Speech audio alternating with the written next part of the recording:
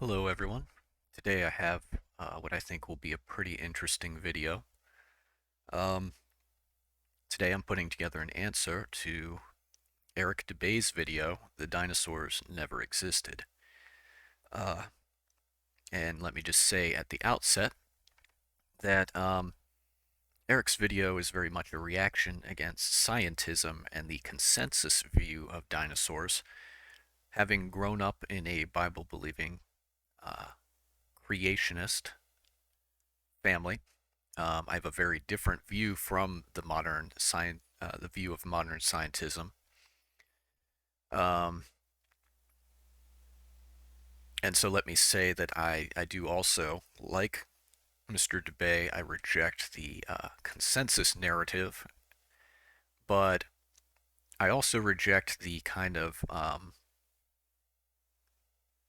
extreme opposite conclusion that the dinosaurs actually never existed in the first place. And we'll discuss in this video why, and we'll talk about some of what Eric Dubay talks about in this video.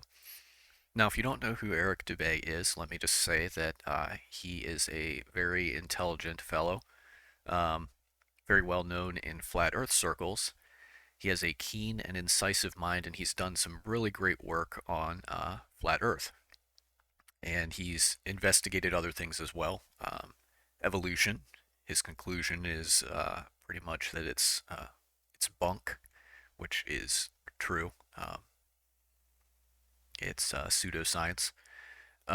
He's also done work on Freemasonry and secret societies, on Hyperborea, and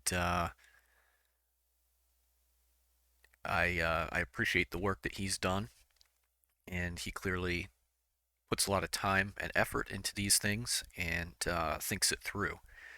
And I will say that sometimes I feel he has fallen into the trap of what I would call uh, over skepticism, where yes, we are in many cases being presented with a false narrative, but he goes and will sometimes come to the extreme conclusion that therefore there's no truth whatsoever to a particular subject. A good example of this is perhaps religion. He has done a video about how Jesus Christ, in his view, never existed. And I think a good part of why he kind of sort of explored that in the first place is that the organized religions of the world are often very deceptive, and most of them are manipulative and false. And but it is strange to me that he goes from the position of, modern scientism is selling us all these lies about the Earth realm, how we live on a globe, and how it's Freemasons, Luciferians, Satanists who are behind this deception, but on the flip side, Jesus Christ, that these groups are determined to erase, never existed. I think, Eric, that you should look again at the topic of Jesus Christ in particular. But Eric and I, we actually agree on a great many things. I'm also a flat earther, and like him, I think he believes in an intelligent design. Uh, I may be incorrect about that. If so, I apologize. Uh, it's not my intention to make a straw man out of him, but many flat earthers do see that we are living in a created earth realm, and that this clearly demonstrates that there's some purpose for humanity, and that there is a creator. And I've talked about that in some of my other videos. We're not really going to go into great detail on that. But in this video, Eric lays out his arguments for why he feels the dinosaurs never existed. And he has lined up a lot of great reasons, and it's very factually based. And I would highly encourage you to look this up It's on Eric Dubay's channel. And watch this for yourself. It'd probably be best if you do that even before watching this video that I'm doing now, just so you'll have a bit of background, because I'm not going to play the entire video that he's already put together here, but I am going to address some of his points, and we'll discuss them, and then I will lay out for you a somewhat different conclusion. And actually, Eric and I, we do agree on a whole lot of different things. There's just a few things that I think the evidence points us in a different direction on. So first of all, he talks a lot about the fossil manufacturing industry, and it does exist, absolutely. And it's huge in China. It's a multi-million dollar industry. And a lot of these fake fossils that they're putting together sell for millions of dollars on the black market. And this is where a lot of these feathered dinosaur fossils have come from. It does seem like they're, from what I've read, and it's been a while since I've looked into this in detail, but as someone who grew up loving science and being fascinated with dinosaurs and marine biology from a very early age, I read everything I could get my hands on about a lot of this stuff growing up. And it's been a while since I've talked to or looked into some of these things, but Eric Dubay's conclusions really align with a lot of my own in many ways. So there is this fossil manufacturing industry, and so using fossils as proof of the existence of certain species or as proof of evolution is really problematic. It does seem, from what I've found, that they're pulling up real fossils, but then they're kind of splicing them together and making these weird chimeras and then selling those for ridiculous amounts of money because it's a hugely lucrative thing. And the mechanism of supporting evolutionism in the West is big. And so there's they can charge a premium for these fake fossils.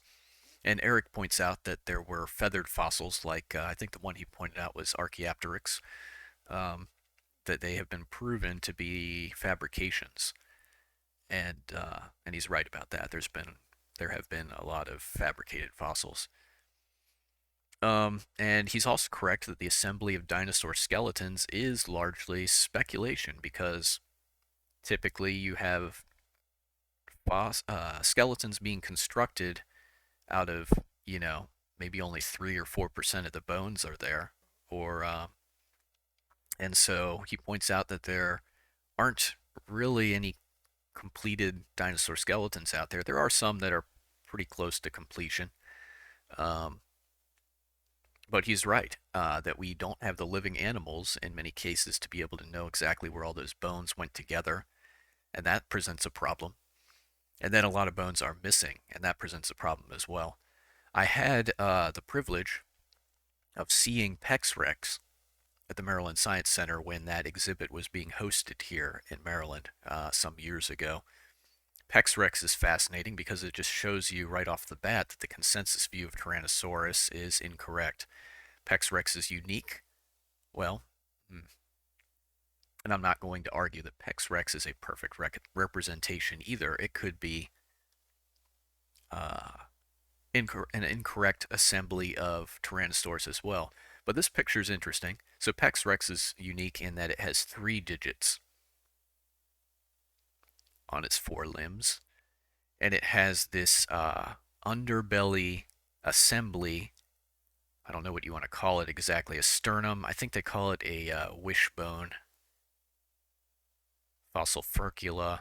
It sounds really great and scientific. But sort of this underbelly assembly of bones. Now, whether this is actually a real thing or if they, did what they sometimes do and found the ribcage of a completely separate animal in the vicinity and, just sort of combined it with what they already had, don't really know. But this aspect of having at least 3 digits on the forelegs makes a lot of sense to me. And I've always wondered what was going on with that T-Rex having only two fingers. That you just don't see that in nature in other species very often, and it doesn't make a lot of sense. And then these digits, phalanges or whatever you want to call them, are very fragile. They're often destroyed or missing, and so it is very likely that T-Rex had more digits than how it is typically portrayed in media and stuff today. And even in the modern era, like now, 2022 or 2020s, 2010s, T-Rex is still depicted with only two digits in most movies that I see about dinosaurs, and that's just incorrect. And Entertainment and how things are portrayed in society, it often takes a long time for them to catch up to the reality of what the, well, I use this in quotes, cutting edge science is working up to. Um, but Eric's correct that the assembly of these skeletons is very speculative. And for example, one of my favorite skeletons was, it's been a while since I've read about this stuff, so my apologies if I get this incorrect. But Brontosaurus was one of my favorite dinosaurs when I was a little kid, and then I found out it never actually existed. They got a Brachiosaurus skull on an Apatosaurus skeleton, if I recall correctly, and they found the skull and the skeleton more than 100 feet up distant from each other, I believe. And they assumed it was the same creature, put it all together, and Brontosaurus was born, which likely never existed in the first place. And there's also the misassembly of known species sometimes, or skeletons that probably are fit into known types of animals, like whales or sharks, where they're misassembled, and so we speculate that there were certain fossil whales or creatures that existed that may not have. They may just be completely misassembled skeletons or chimera skeletons, because the fossil record, so called, is a pretty jumbled mess, and so it's very easy to get mixed up with what bones go with what skeleton and so forth. I do agree with Eric as well that evolutionism is a garbage theory, and it doesn't hold up to scrutiny, and fossils certainly don't prove it. Unfortunately, modern scientism uses dinosaurs as propaganda for evolution. Even the term dinosaur is fraught with some unwarranted assumptions. True, many scammers were involved with the presentation and discovery of fossils early on, and when you consider that a lot of these unusual skeletons and stuff were being displayed in traveling circuses and stuff as curios, and being displayed by entertainers and freak shows and stuff like that. Um, we know that they were fabricating other things like mermaid skeletons and stuff like that for the crowd appeal, or whatever you want to call it, the sensationalism of them. And they were charging money for people to see this stuff. And so, yeah, in that kind of environment, yes, you had a lot of rivalry where there was always that desire for, P.T. Barnum or whoever to upsell the competition. And, a lot of these guys were putting together fraudulent stuff. And it's also true, as Eric points out, that generally real fossils aren't put on display in museums. Instead, casts are displayed. This allows the same bones to be shown in different locations, because real ones in good condition are pretty rare. So that's certainly true. And attempts to assemble entire complete skeletons are relatively recent, post 1800, and I just would say that in answer to this is because of the relatively recent rise of the modern scientific method and people's desire to explore these things and put together a narrative of the past. Um, and there are many motives for wanting to put together these narratives. One of them being the desire to present the flow of history as completely naturalistic, godless, and man arising from lower organisms over vast eons of time. So there is a lot to this, but yeah, I would say that the reason the attempts to discover dinosaur bones are fairly recent is just because of the moderns, that coincides with the modern scientific movement. People in the past knew about these bones, and I mean, they knew that the entire world really is built. There's dead things in rock layers all around the world. People knew this. They just weren't particularly these dead bones weren't particularly useful, and so expending a lot of effort to find them, to assemble them, and so forth wasn't tremendously practical in the past.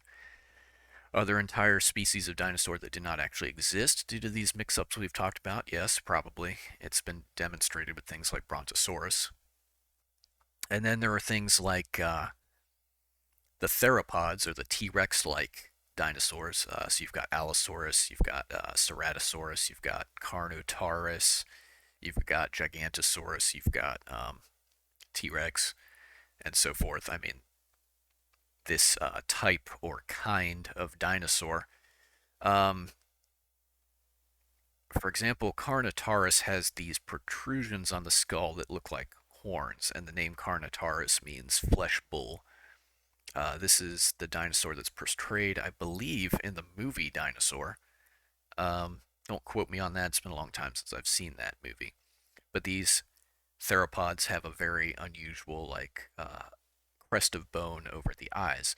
And so my question here is this actually just another, say for example, T-Rex that, maybe the males had these bone spurs, the females didn't. Maybe there's significant skeletal differences between juveniles and adults, which can result in thinking that they might be different species when they're really not, and then mix-ups between skeletons and accidentally making these chimeras that never actually existed in the first place. Now, frauds certainly do exist, but let me point out that just because there have been frauds, both intentional and unintentional, doesn't necessarily negate the existence of dinosaurs to begin with. And I will use as an example of that Bigfoot or the Loch Ness Monster. Yes, there have been demonstrable frauds, and it's unfortunate because the frauds then tend to overshadow the reality, and people just say, well, it's all fraud. But in the case of Nessie, there have been 400 eyewitness accounts over centuries, and only a handful of frauds, but it's the frauds that people think of, and they write off the Loch Ness Monster as a fiction accordingly, despite the fact that in that same latitude band all around the world in freshwater lakes, you have very similar sightings. You have like Champy in Lake Champlain. There's an equivalent in Flathead Lake in an area that I visited out west a couple years ago, and so forth. The frauds don't necessarily mean that the initial phenomenon itself is a fraud or never happened. So I point out that all this above that we've discussed, and in many cases I agree with Eric Dubay's starting facts, doesn't mean that dinosaurs didn't exist at all, only that they've been misrepresented. I'd like to discuss some of the memes and the images that make some arguments that Mr. Dubay includes in his videos. This one we already kind of talked about. If dinosaurs existed, why were no fossils ever discovered until the 1800s? I think they were discovered and known about. I just don't think there was a real effort to collect and assemble them until the modern era with the rise of modern science. A male and female stegosaurus are about to mate. Now, could you please explain how this could possibly occur? Yeah, looks like a prickly situation. Mating gets very messy in nature. And I will say that this is another case where we don't know that these representations of Stegosaurus are accurate to begin with. So there's been a lot of debate actually over whether these plates were actually back plates or whether they were armor plates and this thing was more like an ankylosaurus, something more squat, low to the ground, basically like a giant armadillo with armor plates on the body and not on the back. Because you think about this design is a little counterintuitive. You have all these plates on the back, but nothing protecting the sides and the vulnerable underbelly. It's a strange arrangement. Now, that's not to say that it couldn't have back plates, ridges, or frills. There are animals that do, even living animals today. Um, Now, I can't explain how this could possibly occur, but it doesn't mean that it couldn't have occurred. And we have to keep in mind that this representation may not be accurate at all. Here's another thing. So someone's lying, and it's a depiction of, animals mating, dinosaurs mating. Let me just point out that there's sort of a fallacy built into this image, and that is, let me give an example. Crocodilians today, they've got very large tails that in theory would get in the way of getting busy, but they are able to mate just fine and propagate. Um, they're very private about that process. I can't say that I've ever seen a video of it, but it does happen and it works. And so making this argument that just because something has an animal has a big tail that it can't procreate is fallacious. If oil is made from decomposed dinosaurs and plastic is made from oil, are plastic dinosaurs made from real dinosaurs? This is kind of humorous. And I'm just going to say that it's an attempt to make the idea of dinosaurs seem silly, but it really isn't logical if you think it through beginning to end, because I could take the bones of anything, a deer, for example, and I could restructure them and use them to make a depiction of a deer. I could carve the bone of a deer into a deer figurine. It's doable. I will also point out that I don't think fossil fuels, so despite the name fossil fuels and what we're told about them,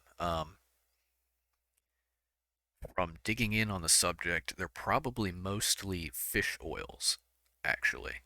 Because there's an abundant, and you think about that today, where do you go for your omega-3 healthy, healthy oils in your diet? You go to fish. Fish naturally have oils in them to begin with, and then you get large beds of fish carcasses being subjected to heat and pressure for the requisite amount of time, and eventually you get these fossil fuel deposits uh, forming. And we have, all manner of fossil fuels. You got coal, you've got natural gas, you've got various oil and other petroleum type deposits. The differences in all this stuff, I think, is just from what types of creatures we're decomposing. Where did all this come from? Well, from the flood. In the normal course of things, when things die, they are eaten by scavengers and their skeletons are dispersed. You don't have roadkill fossils showing up too often because roadkill is getting eaten and the bones scattered, and this happens in a fairly short amount of time. There simply isn't time for it to get buried and turned into a fossil. But the Great Flood of Noah, which covered the whole Earth, is where we get a lot of the rock strata that we see today. A lot of stuff was buried very rapidly, and that's where fossils, for the most part, and fossil fuels come from. Um, and I have personally seen some fossil graveyards. They're fascinating. They're also very chaotic. Uh, the sifting action of water is likely what results in certain types of animals showing up more often in certain strata or rock layers. And when I say strata, these were probably soft layers of various silts and stuff that were sifted out by the filtering action of water and then solidified. Um, and so you can't really use them. You can't demonstrate that they're a chronological order of things. So that term fossil record is a little bit of a misnomer because you do have other actions involved as well, like erosion, which can cut through rock strata, and and even in nature we see things like inverted strata and things like that that show they were likely, and bent strata, wavy strata that show that these were soft layers at one point in time that hardened, most likely, and that is a biblical creationist view on that. We talked about the origin of fossil fuels, that they're probably mostly fish oil and not dinosaur juice. Um, and then, well, let's go here first. So the term dinosaur is a pretty new word. It's only been around for, a couple hundred years, maybe. Forget who exactly coined the term and when, but it was, like I said, fairly recent word, and it means terrible lizard or terrible reptile. And you have some unwarranted assumptions built into the word. First, the terrible, that all these were fearsome predatory animals, and then secondly, that they were all reptiles. They probably weren't. As I point out here, dinosaurs likely included many different types of mammals with hair, pachyderms, which is a subset of mammals. That's animals like the rhinoceros, like the hippo, and like the elephant, which mostly have skin, but then they do have like some bristly hair as well. Um, that, I am told, is a bit of an outdated term, but since it's useful, I continue to use it. Um, anyway, some of them probably were reptiles, and then some of them may have been amphibians. But the word dinosaur contains some unwarranted assumptions. One guy came up with it, and kind of this entire special class of creatures was created that probably actually is pretty varied, and a lot of different types of things in that category. The ancients used a different word, a word that goes back a long ways, and that word is dragon. These were creatures that existed at the same time that human beings did at various points in history. Let me just read an account of a couple things from the Bible about this, because we have eyewitness accounts going back probably yes, definitely, in the case of the Bible, thousands of years about some of these creatures. And we're not talking about whales and elephants. So let me just read from the book of Job about Behemoth, and then I'll look up Leviathan as well. So Job 40, verse 15. Behold now Behemoth, which I made with thee, he eateth grass as an ox, so he's a natural herbivore. Lo now his strength is in his loins, and his force is in the navel of his belly. He moveth his tail like a cedar. The sinews of his stones are wrapped together. His bones are as strong pieces of brass. His bones are like bars of iron. He is the chief of the ways of God. He that made him can make his sword to approach unto him. Surely the mountains bring him forth food, where all the beasts of the field play. He lieth under the shady trees in the covert of the reed and fens.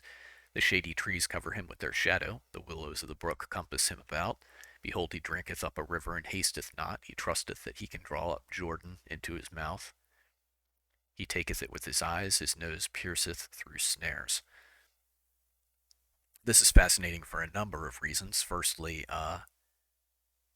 chief of the ways of God. So this is the pinnacle of the land animals, it would seem. He moves his tail like a cedar. You can't say that about an elephant. We're not talking about an elephant here.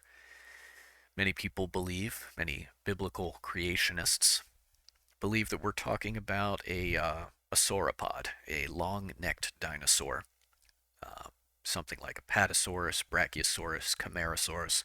And what is fascinating about this is there are actually accounts coming out of some of the more remote areas of Africa about creatures that fit this description, and missionaries showing pictures to Bushmen.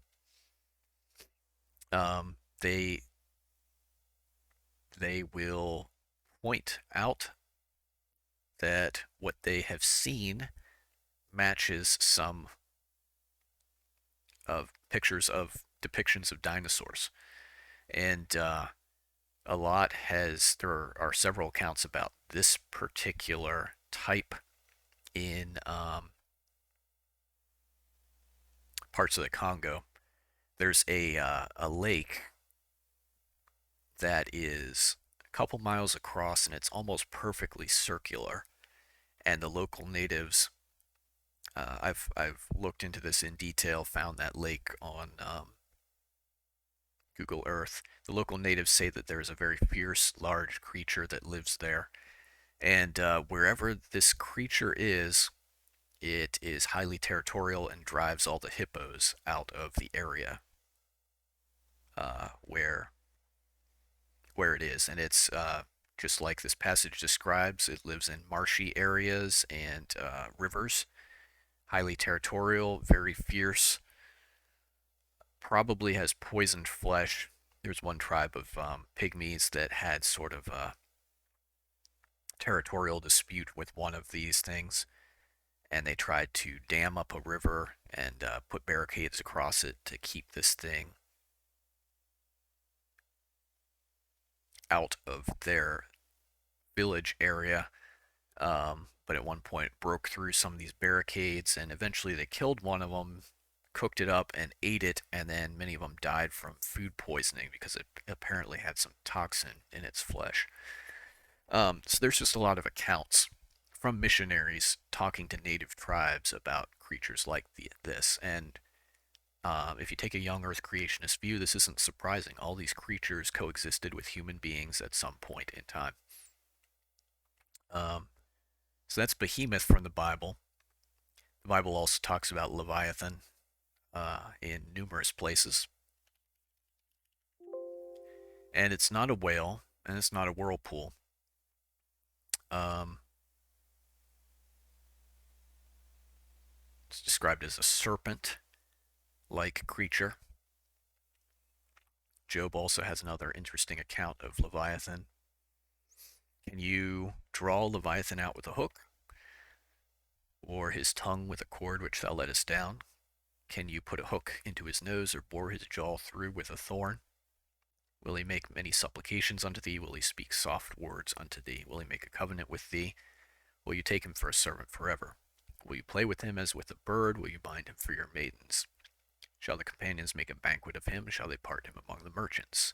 Can you fill his skin with barbed irons, or his head with fish spears? Lay thine hand upon him, remember the battle, do no more. Behold, the hope of him is in vain. Shall not one be cast down even at the sight of him? None is so fierce that dare stir him up. Who then is able to stand before me?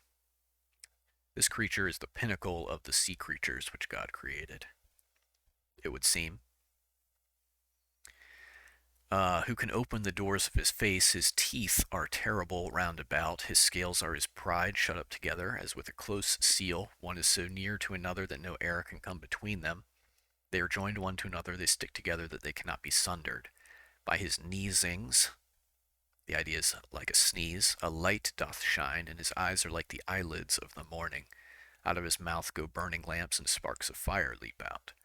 Out of his nostrils goes smoke, as out of a seething pot or cauldron. Let me just say here that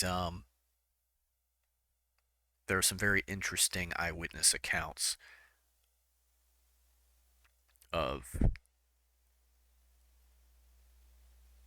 essentially the same sort of thing we see in, for example, the bombardier beetle, that there are creatures with corrosive or incendiary capabilities that mix chemicals in various chambers uh, of their body and can use it as a defense.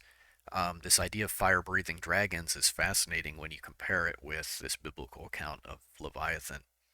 The traditional fantasy dragon, with its membraned wings, its barbed tail, with sort of serrated ridges going along its spine, with a very unique looking skull that breathes fire. This is probably a chimera borrowed from several different species and sort of stitched together, but these are attributes that there probably were, or maybe even are still today, creatures that have these capabilities and these characteristics.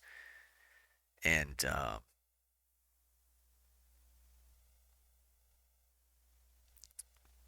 this is a fascinating account. I'm not going to read all this. It talks about how it's really hard to pierce him, and makes the deep to boil like a pot. He makes the sea like a pot of ointment. He makes a path to shine after him. One would think the deep to be hoary or white. So, what's going on here? Is this a creature that has an inner flame that's putting off heat? Uh, some say that this could be a bioluminescence, leaving a shining trail behind him in the deep. There's a part here about him spreading sharp pointed things upon the mire.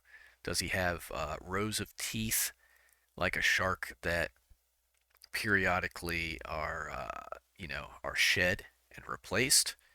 And that's what's being talked about here. Maybe, don't know. I'll let you read this passage in Job 41 for yourself. Um, but as I've mentioned, these creatures cohabited the earth with human beings. And now, well, let's just look at the Urbano Monte map, which I'm sure Eric Dubay is familiar with. Um, this is a flat earth map from 1587. Now, a lot of people will say, well, look at the scallops. This was clearly meant to be wrapped around a globe. That is incorrect. Firstly, the scallops are too small and they don't go all the way up to the equator. Some people have tried to take this map and wrap it around a globe, and it doesn't work out real well. These scallops are decorative and actually written. This map is huge. It's something like 9 feet by 9 feet. Written in these scallops are all these little details, and then there's illustrations in these little indents all the way around. So it's just a decorative thing. This was not intended to be wrapped around a globe. I will point out that look at how modern the understanding of the land masses is. North America, South America, Africa, Asia. This is phenomenal. 1587, Australia. And notice that, like many flat earthers believe, there is land. Now, we believe in an Antarctic ice ring. Like a lot of this is covered by ice right now. And I don't know that he gets everything quite right. He actually has Australia going out to, the same limit or whatever as some of these other lands. We do know that there's land south of South America, for example, what I call tourist Antarctica.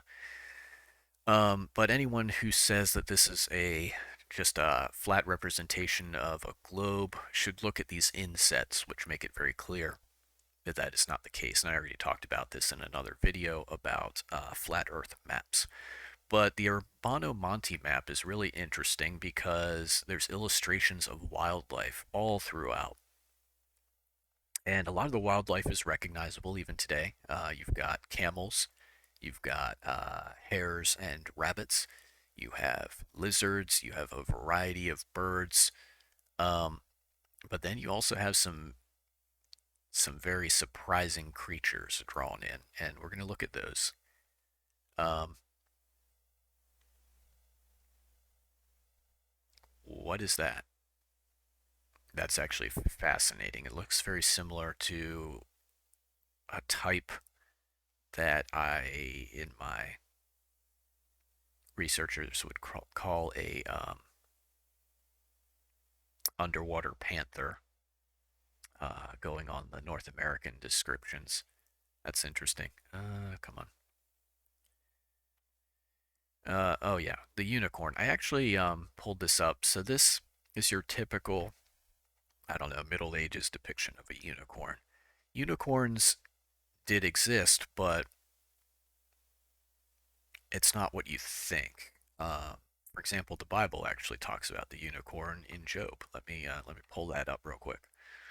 And let me kind of give you a little bit of a history of what happened here. Yeah, here we go. Job 39 talks about the unicorn. Will the unicorn be willing to serve thee or abide by thy crib? Can you bind him with a band in the furrow? In other words, can you make him plow the fields for you? Will he harrow the valleys after you? Will you trust him because his strength is great? Will you leave your labor to him? And so forth. And this is kind of a rhetorical question. The idea here is that no, you can't. What is the unicorn then? And it's not this. This is admittedly sort of romanticized view. So the Roman Africanist legions saw the rhinoceros and brought accounts of it back to Europe. And they described it as you would naturally describe it, a horse-like animal, large, powerful, fierce, with a horn on its head. And the European scribes, never having seen one, drew it exactly as it was described, and they had narwhal tusks that for a long time they believed were unicorn horns, and they kind of just that's what they went with. The unicorn in fantasy now is depicted as a horse with the tusk of a narwhal basically sticking out of its forehead. Um, and so that happened a bit because these map makers and these scribes, they didn't see these things firsthand, so their representation isn't always 100% accurate. But I just included that to show you, that when the Bible talks about the unicorn, it's talking about the rhinoceros.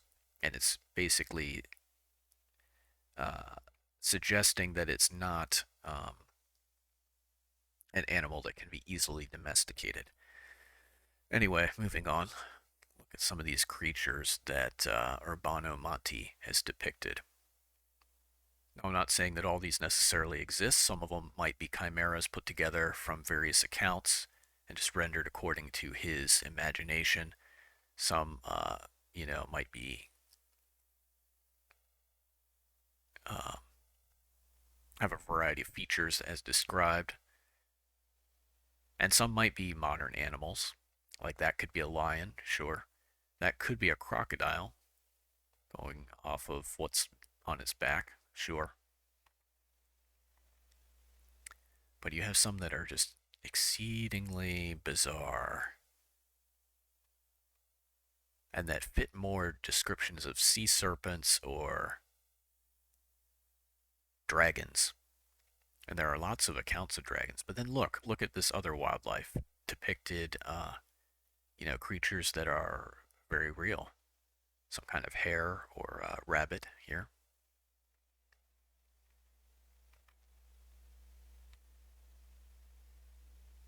Interesting. Now this could be something like a pangolin, or it could be the dinosaur. I use that term loosely, like Ankylosaurus. This is a weird looking critter. Here we go. We got something that looks like it could be a Spinosaurus. And this something similar to this is used in another place on Urbano Monti's maps as well. What is this? That looks like a leopard. Okay. This thing, whatever it is, seems like it's got claw-like feet, armored, nubs or nodules on it. Is that an ankylosaurus? Don't know.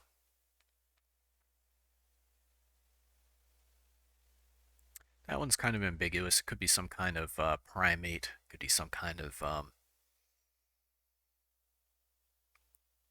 small cat. Don't know. Or it could be, something else entirely. I would, and then admittedly, um, Urbanomante does have some chimera-like creatures that seem to exhibit attributes of a variety of things. You have a fish-like tail, you have a shark-like fin, you have something with tusks. That's interesting, though, because horned sea creatures, I have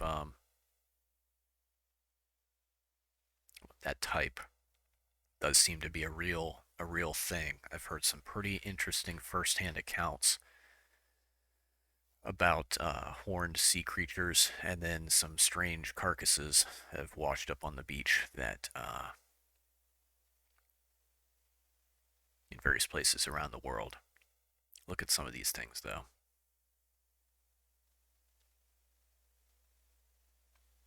Some of them you could make the argument that Urbano Monti was just not the best illustrator, but others are clearly depicting something that's not walking the earth today. This looks like the sinuous, humped sea serpent archetype. Here we have another Spinosaurus looking thing, and whatever that is, a beaked. And is this like a frill of like a Triceratops type? Now we don't see horns, but there were types we are told that didn't have horns. Still had a beak and a large frill.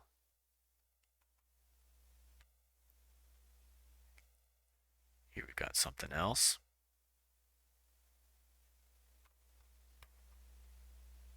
Oh, I think we're at the end. But there's a ton, there's probably hundreds of animal illustrations on Urbano Monti's map. Definitely something you should check out for yourself. But in the biblical creationist view, God created all things in the beginning, land animals, sea animals, man, and man coexisted with all those things and still does today. And there are things out there that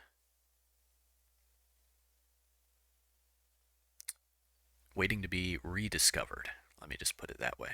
Let me show you some HD footage. One of these videos is from Alaska.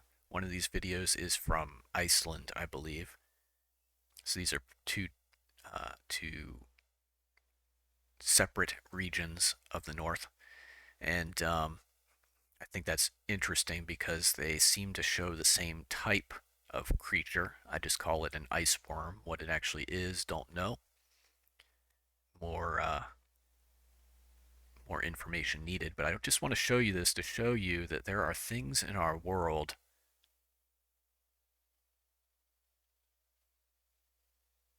This was taken by a Bureau of Land Management employee. Something swimming in a river.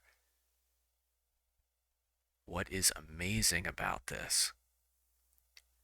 So the explanation that they give in this video, this isn't the original footage, I just kind of pulled this up. I have a couple videos on this on one of my external hard drives, but that's packed away right now. But what I like about this footage is that it is HD, and it really lets you see, okay, whatever this is, it has some limbs. Whatever you see, it's rolling as it swims. It doesn't seem like this is real ice or snow on its back, though, because you'll notice that it rolls under the water and it doesn't wash off, and that there's some like on the end of the flipper. This seems to be a natural camouflage on the back of whatever this creature is. It's very sinuous and serpentine. Really fascinating, and it has a body that is irregular in shape. With now the explanation they give is that it's an ice-covered piece of rope, but you can see this is a very this is that's not what it is. That's just denial. But this is interesting in light of another video from Iceland. This seems to be some type of creature, and I call it an ice worm. And normally in a frozen environment where there's a lot of ice and snow in the water, this thing would be nearly invisible because of its natural camouflaging. Um, but here from Iceland, we see another one. Absolutely fascinating. We see something swimming. Again, an irregular, bumpy body, sinuous motion. I want to point out something. A lot of people say, "Oh no, it's just it's a net with buoys covered with snow drifting in the current." No, look at the tip of this. It's got a wake that it's generating. It's pushing against the current. You can clearly see at the beginning of the video um, how the current is flowing, and this thing's swimming against the current with sinuous motion.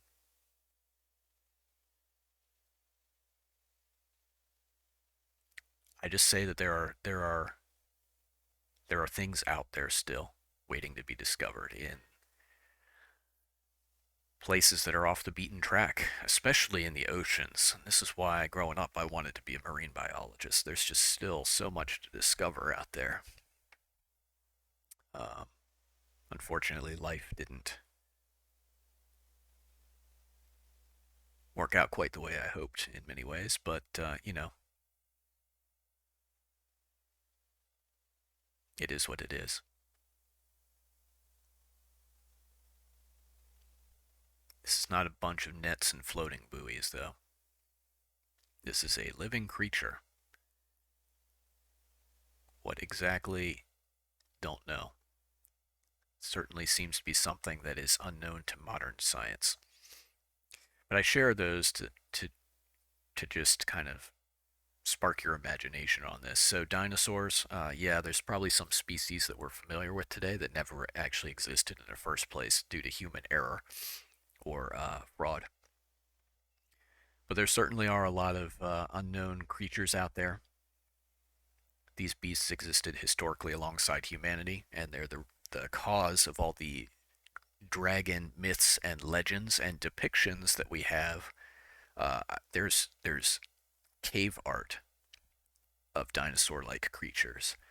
There's, I mean, these illustrations go back thousands and thousands of years. And many of these creatures are probably extinct completely now. Um, for a number of reasons, the world changed dramatically after the flood of Noah. Probably immediately after the flood of Noah was when the ice ages, periods of rapid glaciation occurred, because you just had all this water being dumped into the Earth system. That definitely would have had an effect. And the new climate was not suitable for a lot of these very large creatures that would have required a ton of vegetation to keep themselves alive. They would have had to be eating constantly, and they would have needed a high pressure, an environment with, a warm environment with high atmospheric pressure in order to survive. And a lot of these, well, there are a lot of strange creature sightings up north, um, in colder regions, especially in lakes. And then there's a lot of creature sightings in warmer environments around the equator, rainforests, areas of the Congo, areas of Brazil. And then there's also the hunting aspect as well. These creatures coexisted with humanity. The ones that were not easy to domesticate and which were pests, either because they were damaging human crops or because they were actually carnivorous and preying on livestock and on people, would have been hunted to near extinction, which has happened in the modern era with a lot of large predators. Here in the east part of the United States, for example, there aren't a lot of large predators anymore because people have pushed them out and hunted them. Um, I hope this has been interesting material for you to consider, and I hope it sparked your imagination and your desire to dig into these things for yourself. Uh, Thank you for watching, and have a good one.